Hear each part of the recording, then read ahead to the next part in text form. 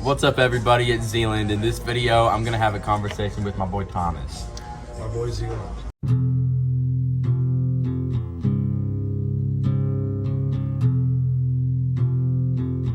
What is your guys' opinions on drugs? Well, my opinion on drugs is I think they're pretty bad for a couple reasons. One, they mess with your body, and that's not healthy.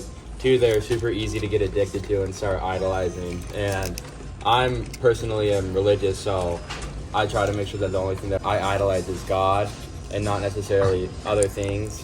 And maybe just like doing weed in the first place might not be like a sin listed in the Bible, but it's very often something that becomes an addiction and an idolization, and you don't want to have things above God and stuff. My opinion on drugs tends to be like very nuanced and sort of goes with drug to drug. Sure. Stuff like weed, or even like I even consider alcohol in the same way. I believe in like full legalization. I don't think people should be in trouble for using them. Sure.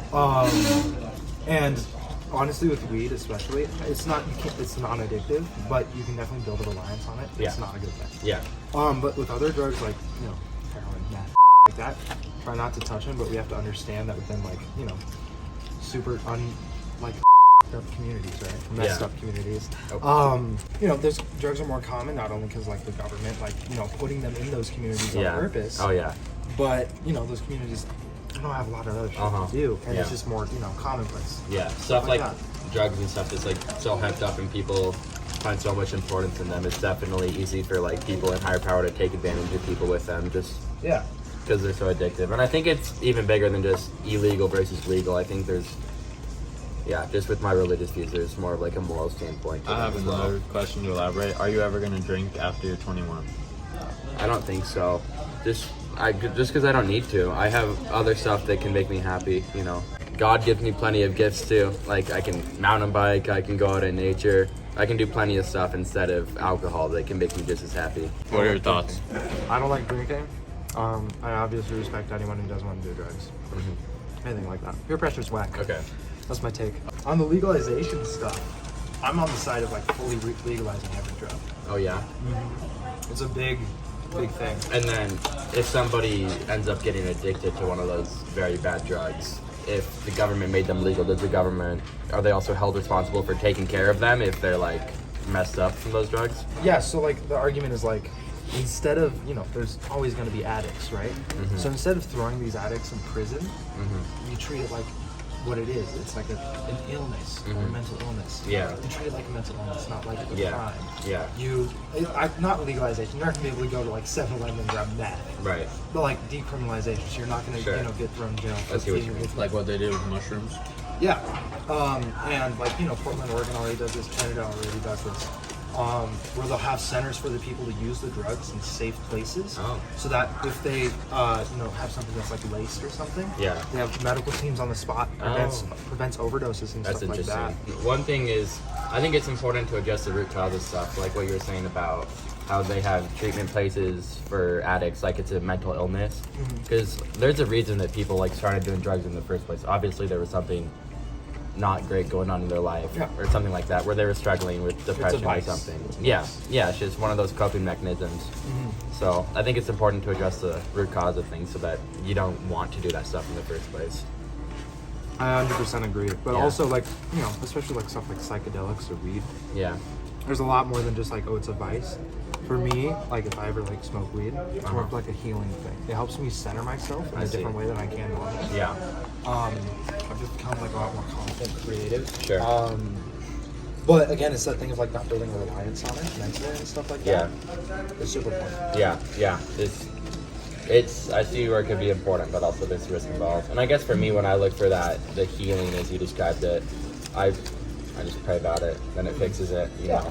So you would consider praying your drugs right now? I wouldn't consider it a drug. You're high on life. High on Jesus, but it don't go away. I do have one question. Regarding your hoodie, can you, why do you have that? There's a lot of, it comes from mommy issues if you really get down to it. Okay. Mothers, Like, I'm looking for like a 30 to 40. Okay. It's just straight up that you love. It's like that's why you wear it. Someone asked me about it and be like, hey, can I get your number? You know, it's like a very easy thing. Oh, okay. So what you're telling me is that you don't love hot moms? No. What's your opinion on hot moms? Well, no, I love everybody. But when you say I love hot moms, that brings like the sexual context into it. And I don't necessarily support the sexual Oh, yeah. What do you think about aspect like of sex it. before marriage?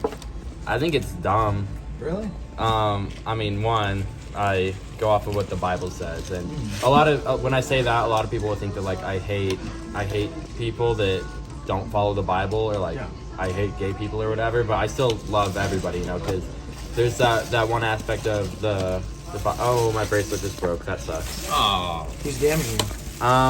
Jesus loves everybody, and he encourages us to love like he does. So that still kind of triumphs over the aspect of sin. Like they say, hate the sin, not the person. So, yeah. So sex before marriage, that's a sin. So I don't do it. Yeah. Also, I think it's not necessary at all. Like I was saying, it's the same idea of a coping mechanism or whatever. Sometimes people will just resort to that for happiness rather than other things. And I have other things that make me happy that don't necessarily involve sin. Plus, there's a lot of issues that can arise with sex before marriage and stuff. So, Yeah, I mean, like, I agree with like the whole like similar to read tolerance thing, but also with like even like literally masturbation. It's a repeating dopamine cycle. And you can literally get hooked on it. yeah, no, it's awful. Just feeding yourself that dopamine over and over again is not a good thing. Yeah. But I think sex has a lot of like there's a lot more things to it than just like the dopamine cycle. It's about the intimacy with the person. It's about a lot of other things than not just the release of dopamine. I think it can be super healthy. Right. You grow relationships, stuff like that. But again, it's very nuanced. You can go either way, you know? Yeah. And what you were saying about what you're saying about the relationship with people, how there's more to it than just the dopamine release. That's where I think it's totally a good thing to do in marriage, you know, because marriage, you're just reserving yourself for that one person. So you're saying that sex before marriage can cause a lot of problems. Yeah. What about sex after marriage? How does that not cause problems? It can cause problems if people are doing it for the wrong reasons. I mean, in life, everything's about motives. So if you're doing sex after marriage with your partner, I don't know how to say it. I'd have to do some more research on it, but I know that it can still become like an addictive thing where that's all you rely on rather than God. I think if you still have God on top in your marriage, yeah, if God is still the number one thing in your life and then sex comes after that, then I don't think it'll become an issue. But as humans with our sinful nature, it's very easy for that to happen. So it's important that we stay ready. Actually raises a different question. So I'm not religious. Okay. I'm a little bit spiritual, not really. Do you think I can still be like morally good? Morally good? I think it depends how you define good. Just like doing good actions. And I think there's basic morals that all humans should have, like don't hurt people for no reason. I mean, would you consider yourself morally good? I consider myself a good person. Yeah. Do you do bad things? Yeah, it's like, what's your definition of that, you know? Oh, that's a good question. Because I sin a lot, but I still Like, what do you consider bad? Would you, like, being mean to somebody, would that be bad? Like, insulting somebody, if they insulted you, is that bad? I don't know, I like talking, but I feel like if you're able to control yourself in those situations and not, you know, retaliate in a really mean-spirited way, I think that's like a good thing. Sure. But if you just talk back, I don't feel like that's a bad or a good thing. You're just, you know, reacting like a normal human would. Yeah. And I guess I'd also consider myself a good person, and I still mess up a ton. I'm mean to people sometimes and stuff, but exactly, that's impossible. That's one thing to remember. It's just about how you recover oftentimes, and I kind of like having something to guide my life. I guess the Bible is in some ways like a rule book. Like if I ever need guidance, I can follow that. Yeah. So it's interesting thinking about how you go about thinking about what's good or bad without any guidelines. Do you think sometimes it's just like what you want to happen kind of determines what you think is good or bad? Like ends justify the means sort of thing? Sure. I feel like the definition of morality is so flimsy. Yeah. And that doesn't mean like do bad stuff because, oh, it's good in some contexts. It Yeah. means like, you know, I feel like as we change and as we grow as people, the more and more our morality will change. You know, me 3 years ago is completely different from me now. Oh, totally. Because of, you know, my morals and stuff have changed. Yeah. I myself as a person have changed. So I guess life experience plays a big role in what Exactly. you think is good or bad because you know what's good or bad if you live through it. That makes sense. Okay, real quick question. What do you rate your Popeyes? I feel like I'm gonna have later, so like 3. 3, really. 3 out of 10. What was your Popeyes? I enjoyed my Popeye sandwich a lot. All the flavor was there. It's just the construction of it was pretty poor.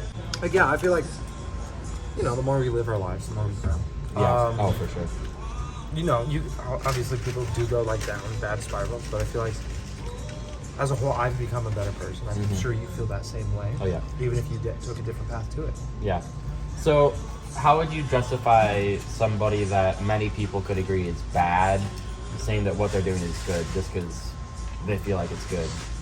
Because there's been, I mean, Hitler, for an example, that's a pretty common one, but I mean, in his head, he may have thought that what he was doing was perfectly good. Do you think what he was doing was perfectly good? I do not think it was perfectly good. I think it was awful. Okay. Because it's hurting people, and that's dumb. It's very hard to justify violence. Yeah. Okay. So as soon as violence comes in, that's kind of like where you draw the line. Kind of. I don't know. There's a lot of like different factors into it. Like, for example, you know, rioting protesters is a very like easy example too. Sure.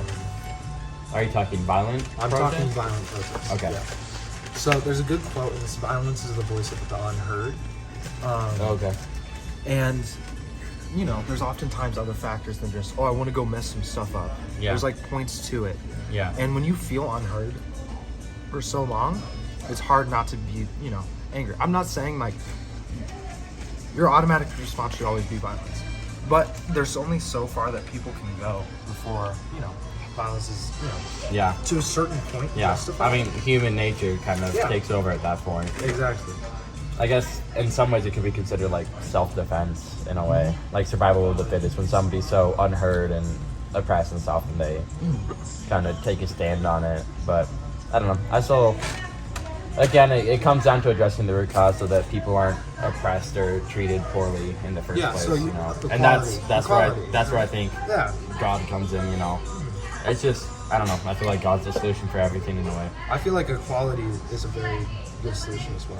I agree, but it's hard for equality when there's people that have selfish desires and, you know, I mean, obviously equality would be perfect and fix a lot of things, but we can have another conversation too. We will. Don't worry. All right. This is a good conversation. Thank y'all for watching. See y'all in the next one. See you. Okay, I got that part out. Is he going? So it is going. I think I have stuff in my teeth. Something in the way